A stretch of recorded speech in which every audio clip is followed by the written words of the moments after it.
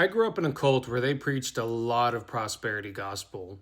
Like that was pretty much the entirety of it. And unfortunately, a lot of this prosperity gospel is tied to people being healed, which again, very unfortunate if you understand that not everybody always was. And if they would have just gone to the doctor, like anybody who was normal would recommend, those people would have probably been a lot better off than what they were in this cult. The point of it really is that I was thinking about this concept of prosperity. And when we think about prosperity, progress, we often wonder, does it actually justify evil?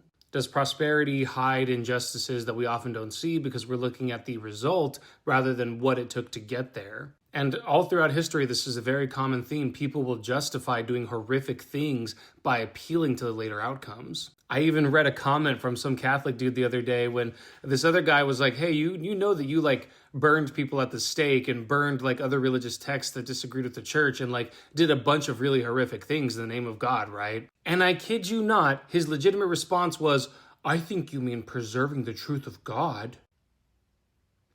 Is that what you want to call it? Yeah, we'll just call the Inquisition the preservation of the truth of God. Ah, yes, the schools where we forced the Native Americans to go and learn about Christianity was preserving the truth of God. Ah, yes, the one true church who has done horrific things in the name of God. We've done it to preserve the truth of God. You pious vipers. Wow.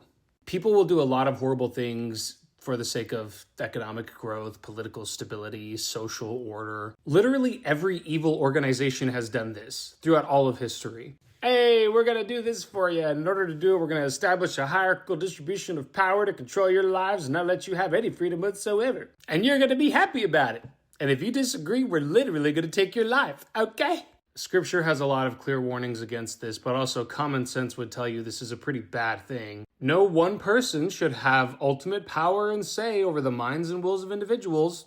It ain't rocket science, guys. Proverbs 16:25 says there is a way that seems right to a man, but its end is the way of death. So when you're looking at the way, right, the end result of what you're doing, you often look and will try to justify it via moral standards or actually it'll become the moral standard itself. And then before you know it, people start excusing actions that they would otherwise condemn if it wasn't for the end result that everybody's looking to. You all ever heard of the greater good?